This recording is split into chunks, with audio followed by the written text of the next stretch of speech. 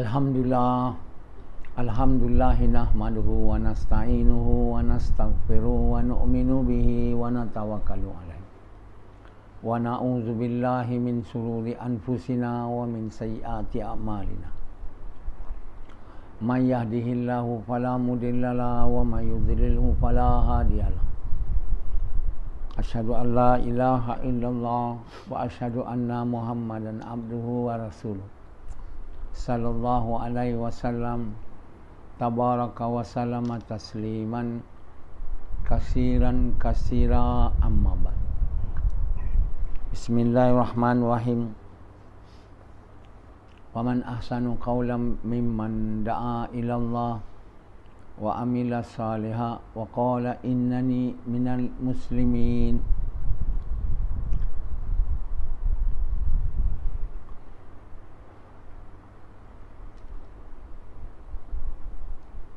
My dear brothers and respected elders and sisters, we are Muslim. We are so-called Muslim. We are not Muslim yet, most of us. We supposed to be called a so-called Muslim. Why?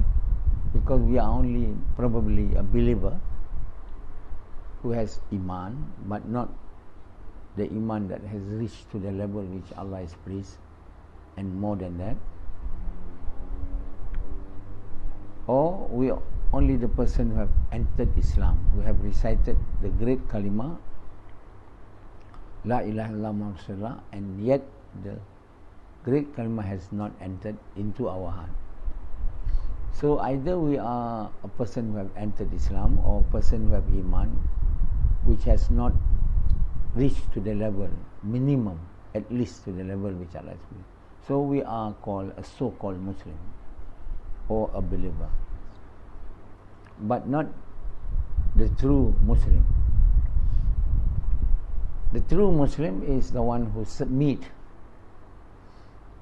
their desire completely to the desire of Allah. They have to become the true believers, the good deeds of the highest level. Otherwise, they cannot submit their desire to the desire of Allah. So this term has been wrongly used all this while, calling everyone who have recited the great kalima a Muslim, or only we have some Iman, but has not reached at least to the minimum which Allah is pleased. We call them Muslim. Anyway, the right thing is we have to call them the so-called Muslim, not a Muslim, because in the Quran, وَمَنْ أَحْسَنُ قَوْلًا مِمَّنْ دَعَا إِلَى اللَّهِ وَعَمِلَ صَالِحًا وَقَالَ إِنَّنِي مِنَ الْمُسْلِمِينَ. It refers to the person who are doing the work of inviting people to Allah and who are having good actions. Why the people who are doing the work of inviting people to Allah are having good actions? Because those who are doing the work of inviting people to Allah, they are uttering good words. That's why in the ayat it says, وَمَنْ أَحْسَنُ قَوْلًا مِمَّنْ دَعَا إِلَى اللَّهِ. Whose words are better than the words of those who invite people to Allah? So when you are doing the work of inviting people to Allah, you are uttering words almost all day long. Words which are good words, which are the true words, which are the words which are known as sincere words. What is that? There is no God except Allah. Muhammad is the messenger of Allah. So repeatedly saying and listening, saying in the mouth, listening with the ear, and ascertaining the truth of it in your heart, will finally lead you to have a very strong iman, to become the good believer, the good deeds of the highest level, and your deeds become good deeds. And these people are the people who are eligible to announce to the whole world, وَقَالَ إِنَّنِي مِنَ الْمُسْلِمِينَ, that I am one of those who submit my entire desire to the desire of Allah. But we, because all this while we do not understand Quran, we do not understand the work of inviting people. Why? We do not understand because we don't do. Hardly anyone who have recited the kalima is doing the work of inviting people to Allah. So hardly anyone who have recited the kalima are uttering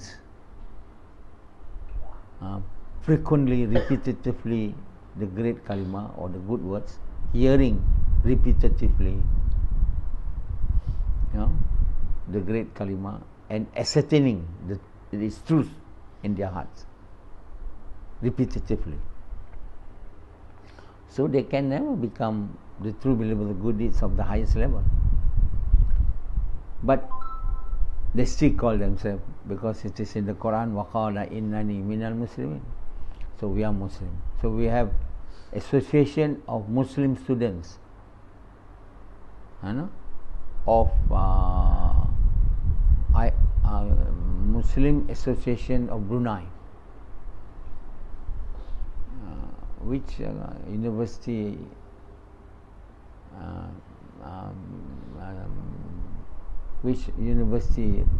this our friend from Brunei studied? Manchester. I saw that the T-shirt wear by Azri. Manchester. They belong to the association of Muslim students of Brunei. Or I don't know if Muslim or not, but many associations in the world which are consisting of those who have recited the great kalima, they name themselves Muslim Islamic Party of Pakistan,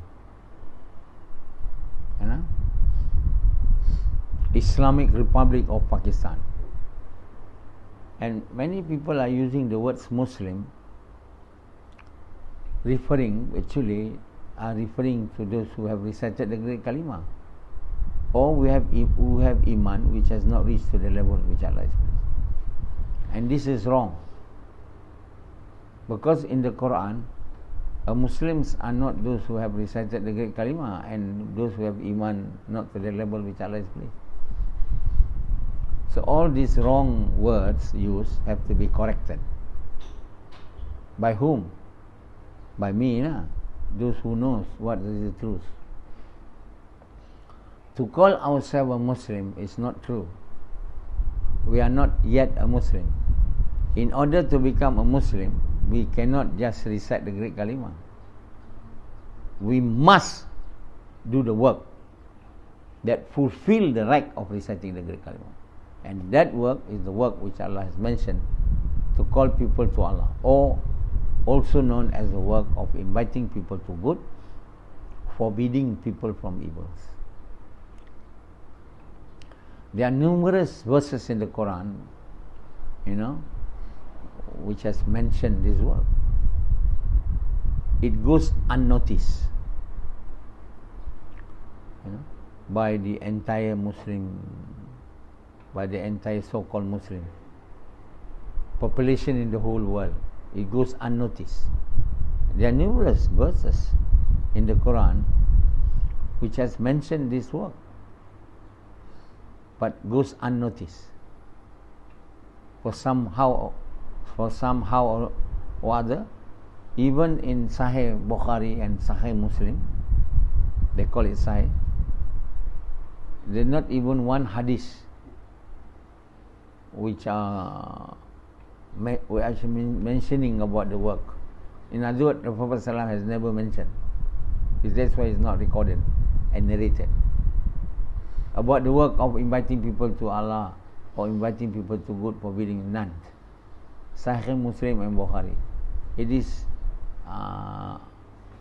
either purposely or accidentally. I don't know, but probably purposely being omitted from the great book of Hadith, so that the so-called Muslim will never become Muslim. وَقَالَ إِنَّنِي مِنَ الْمُسْلِمِ. They will never be. They will never become, because they never do the work of inviting people to Allah. Why they never do? They say none in the Hadith. They don't have to distort the Hadith. They just eliminate it. They just eliminate the Hadith from the very so-called revered book of Hadith. So in order for you to become the Islamic scholars or Maulana in India, so in the later parts of their years of study, they have to memorize the Hadith of Bukhari. So at the end, when they are about to graduate, there is a session called, the recitation of the Sahih Bukhari. Each of the students should be able to narrate, memorize all the hadith in the book of Bukhari. What's it called? That occasion, they call the occasion Sahih Bukhari. In their 8 years of study, especially in India and Pakistan, they have that ceremony to commemorate their graduation. So why? Because this is the pinnacle of Islam. To all the entire Muslim, so-called Muslim scholars in the whole world have regarded Sahih Bukhari as the pinnacle of Islam. In other words, you don't know about Sahih Bukhari, it's no Islam. Yeah. That's why you have to memorize. Some of them have memorized Quran too. But they will then deliver whatever they have memorized in Bukhari, Muslim, except what? The Hadith. They will memorize all other Hadith, but not the Hadith on the Amal Ma'ruf Nahi Munkar, not on the Hadith of inviting people to Allah, not on the Hadith of inviting people to good, forbidding people, because the Hadith isn't there in the Sahih Bukhari. It's not there. It's not in Sahih Muslim. So it's no wonder that the entire Muslim in the whole world, since years, since time of after the demise of Rasulullah, when the Hadith was written, until today, are not inviting the Muslim, the so-called Muslim, to do the work of inviting people to Allah or inviting people to good, forbidding people from it. No, they are not inviting them, because there's none of the Hadith in Sahih Bukhari. When they have to memorize Sahih Bukhari, only then they become so-called Maulana. Those who are studying Islam in Azhar and some other, they don't memorize Sahih Bukhari. They will pick up some Hadith. So they want to tell to the whole world that the graduates of from madrasa in India are superb graduates, because they memorize Sahih Bukhari. But in Sahih Bukhari, they don't realize there is not even one hadith on the inviting people to Allah or inviting people to good, forbidding people? When there are numerous abundance of verses in the Quran which refer to that work of inviting people to Allah, when there is none in the so-called the most revered book of Hadith. So how this has happened? Either the Muslim during that time have already neglected completely the work, or purposely being buried into the ground, being buried from the attention of the entire so-called Muslim population in the whole world, so that the entire population in the whole world will not be able to know, will not be able to obey the order to invite people to Allah or to invite people to good, forbidding people from evil. In other words, it is intentionally being made so that the order to invite people to Allah, which will make a person will become a Muslim, to be buried. Like to be buried means to become a dead person. Only that person will be buried. So in order to make Islam to die, to be extinguished from the surface of the earth, the work which will make the so-called person who have recited the work that will make the believer or the person who have recited the Quran to become a Muslim, to be buried in the ground, so that the work will die forever and ever, will never be revived to become alive again. When the work which make a person who have recited the Kalimah to become a Muslim is buried in the ground, it buried completely or alienated from the teaching of Islam, so you will never be able to see in the whole world a Muslim. Because the so-called the so-called Muslim, or the person who have recited the Kalimah, or who have only Iman, which have not reached to the level which are not doing the work that will make them to become Muslim. So what they say, now we should call them Muslim, so that they will not, that even those who are reciting Kalimah are called Muslim, so that they will be contented.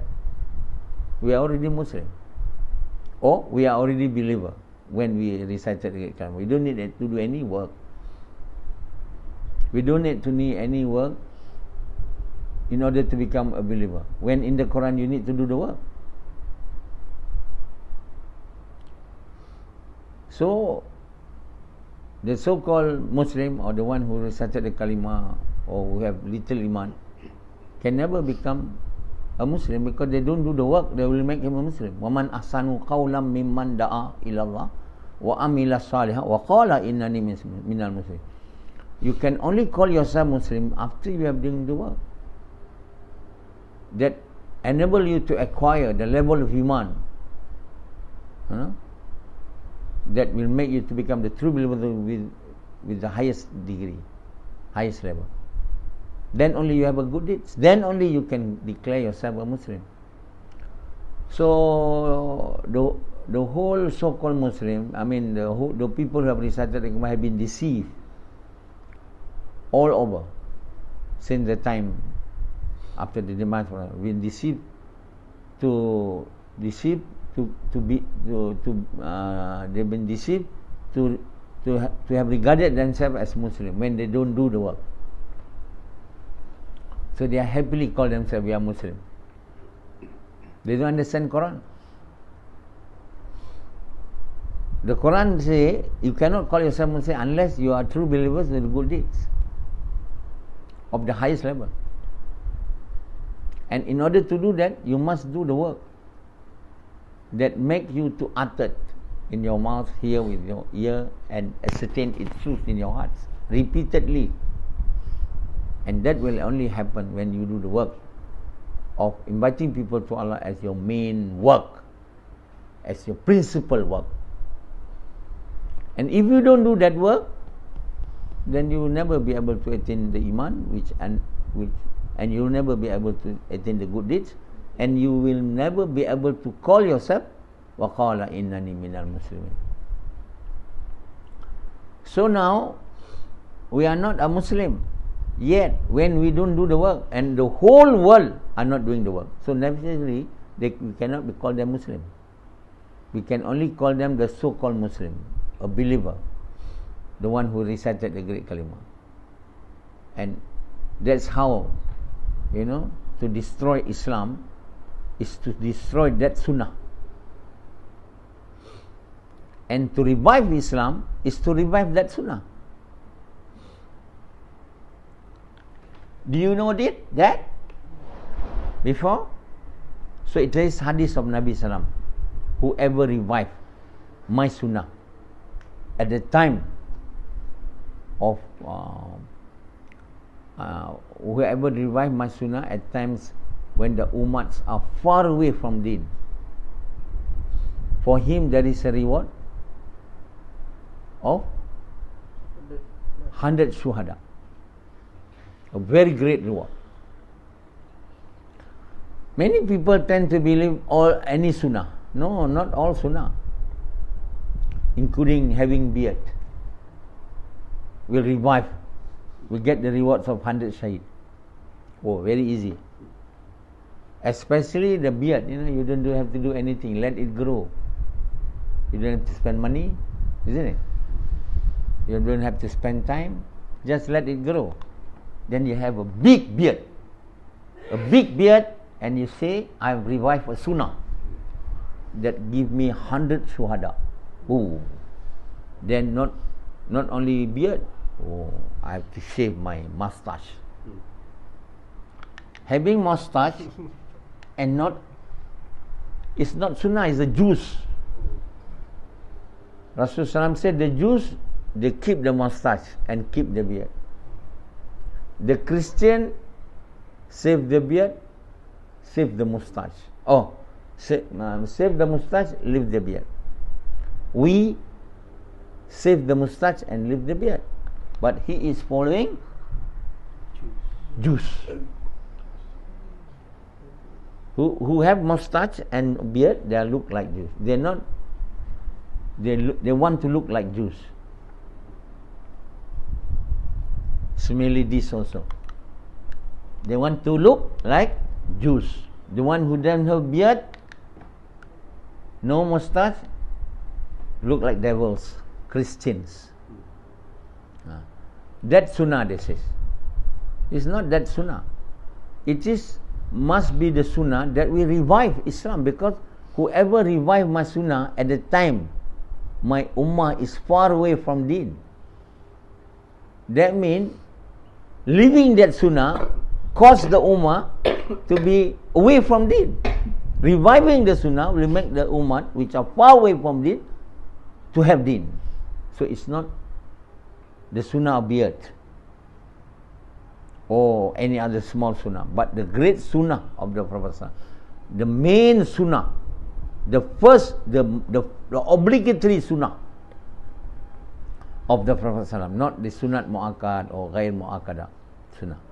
So what is the most obligatory sunnah of the Prophet is after reciting the great kalimah, a person must induct themselves completely, solely and bodily to the work of inviting people to Allah, or to the work of inviting people to good, forbidding people from evil, with the sacrifice of their wealth and time, with the intention to please Allah. That sunnah, which will, whoever revive that, will be given a reward of 100 shuhada. And who has revived the sunnah is the one that not who follow. The one who, when the work is not available in the whole world, the work of inviting people to Allah or inviting people to good forbidding are not available, and he come out to revive it with his all might, with all his might and energy and his sacrifice. And the person who have revived the sunnah is only me. It's me, not only me. Cannot be 3 people to revive the sunnah. It has to be one. You are not the people who revive the sunnah. You are the people who try to follow the one who is reviving the sunnah. You don't follow properly also. So all of you don't follow properly. You are not the one who revived the sunnah. You don't have reward of 100 shuhada. The one who is given the reward of 100 shuhada is me. I can ask Allah, not you. Your beard and all other sunnah will not give you the reward of 100 shahid. It's a very great reward, the 100 shahid is not cheap. You know how a shuhada, a companion of Rasulullah, at the time of Hadrat Omar, he was, he was be made to become Christian. He said no, would not be. So they say bring him, so that he will be thrown into very hot oil, so that he will roasted and die. When he is brought to that boiling oil, he cried, and then the person reported to the king. He cried. So the king said, "Are you scared of death?" No. I was thinking, I have only one life to sacrifice for Allah.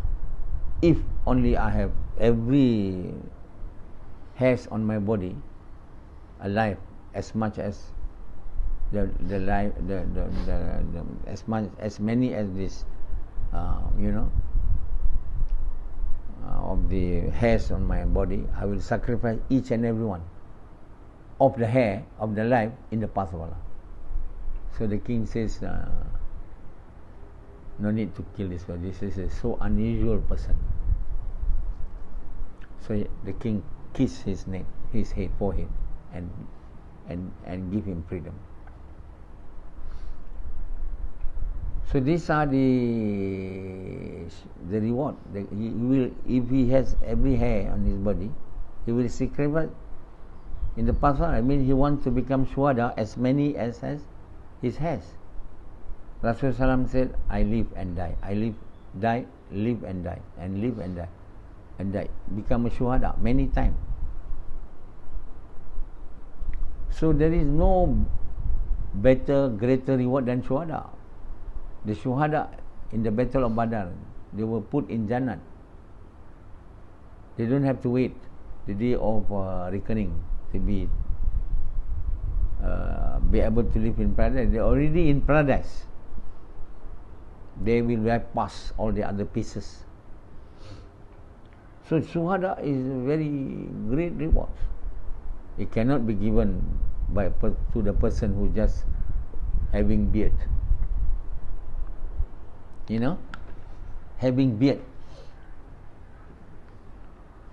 Many people tend to believe, I have revived a sunnah, 100 shuhada. I have revived that sunnah, 100 shuhada. So many shuhada. This is a wrong interpretation of the hadith. It can only be interpreted by a person who have interpreted the Quran. Other than the person who has interpreted the Quran can never be able to interpret even hadith. Because hadith is words of Nabi Sallam which interpret the Quran. How can you be able to understand hadith when you don't understand the Quran? You don't even know. So that's why all the hadith, in Fadilat Amal are not being interpreted by Maulana Zakir, because he has not interpreted the Quran. When he cannot interpret the Quran, how come Maulana Zakir can interpret the hadith? So when he interpret the hadith in his Fadilat book of hadith, it is all wrong. But nobody knows it's wrong because all are ignorance. How can Rashidi knows it is wrong? But I know it's wrong because I've been given the knowledge of the Quran. And naturally I know which hadith is false, which hadiths are not false. How to interpret the hadith? Because I've been given the knowledge to interpret the Quran. Maulana Zakaria is not have been given the knowledge to interpret the Quran. He can never be able to interpret the hadith. He tried, but it's wrong. Like he was saying, in the hadith, that you must prevent munkar with hands, or with your heart, or with your mouth, or with your heart. You interpret it. A muazzin give dawah by making azan. A scholars make dawah by arguments. Shuhada make dawah by killing himself in the war. This is not a correct interpretation of the hadith. But it is read by millions of people. The wrong hadith, not the wrong hadith, this is correct, the tafseer. So everybody say we don't need to go house to house. We didn't need to go prevent evil like Nabi SAW. We just can become muazzin, and we are also regarded as doing the work of tabligh. We can argue and make discussion, so we are also doing tabligh. Like we call it Desa, the ulama, and we can also,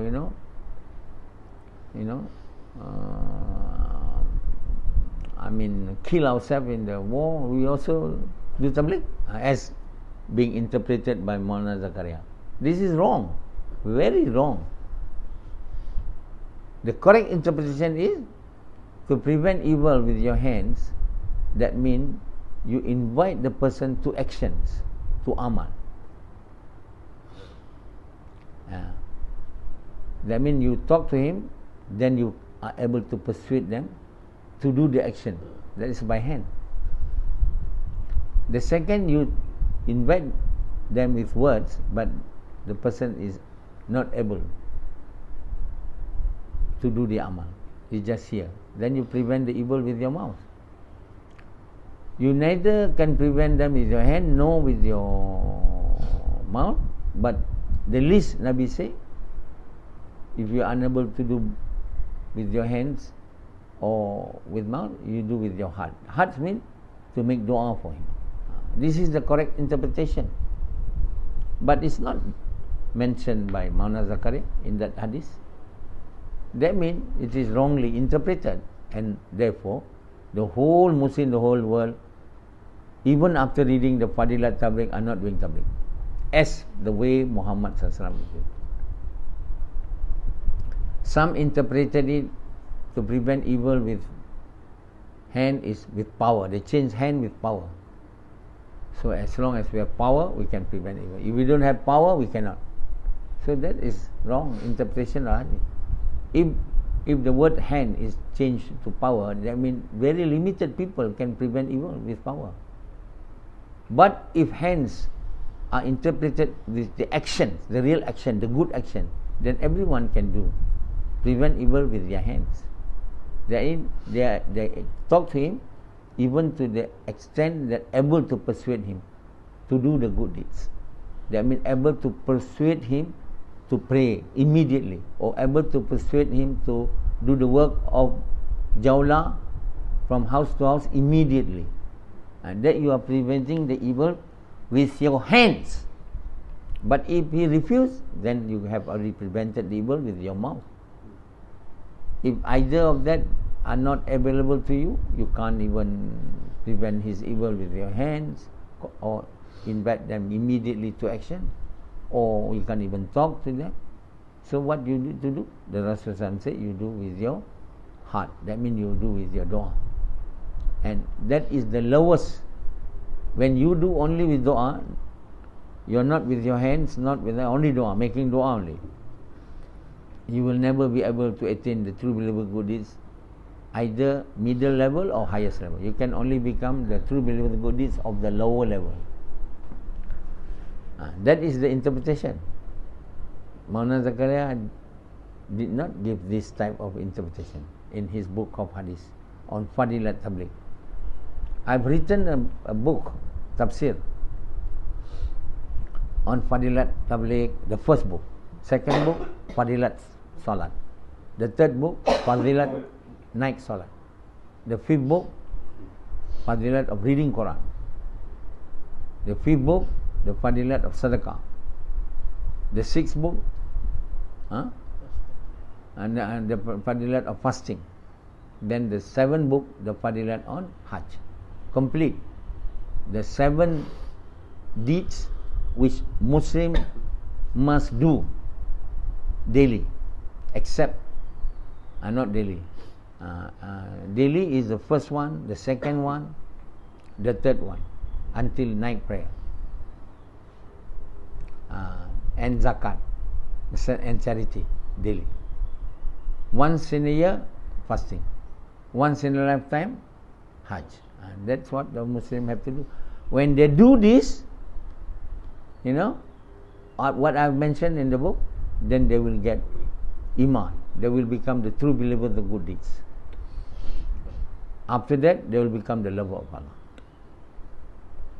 So the real sunnah which has been made to die, to be buried completely, is the sunnah of inviting people to Allah, inviting people to good, forbidding people. And the whole, the result of their the result of their work of burying the great sunnah of Rasulullah has led to the result that all Muslims in the whole world until today are not doing the work, and therefore they are only so-called Muslims. Forever and ever, or be believer, they can never become the true good deeds. They can never become the true Muslim. They will become only a person who have entered Islam or who have very weak Iman. As a result, all of them will go to hellfire. All of them. So this is what the shaitan wants.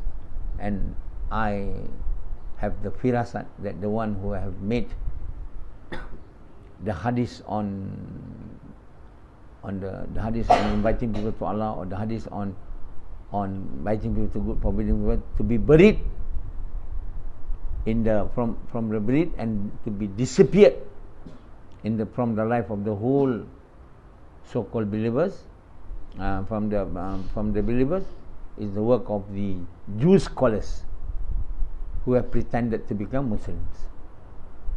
And they are the one who have made, and they are the companions of the devils, Satan, who are doing that work, that treacherous work, because they don't like people to become believer with the good deeds. They don't want people to become Muslim. They want people to go to hellfire like them and like the shaitan. So listen to me and agree to what I've said, that in order to revive Islam, in time when Ummah is far away from Islam, is to revive this sunnah. This is mentioned by Nabi Sallam. To help me to revive this sunnah, not to go against me, not to help me half-heartedly, help me completely by indulging in that work. Follow what I've said to your teeth, that you do have to do daily the work, and you have to only stop doing it when you die. Otherwise, you will never stop doing it. You will go from house to house, from person to person, in every lanes, in every village, in every town, in every city, in every country, in the whole world, so that the work of inviting people to Allah, the work of inviting people to good, forbidding people from evil, in the way done by Muhammad SAW with the sacrifice of wealth and time, will be revived in the whole world. As a result of that, all will become a Muslim, and all will be made to enter paradise and to be saved from hellfire.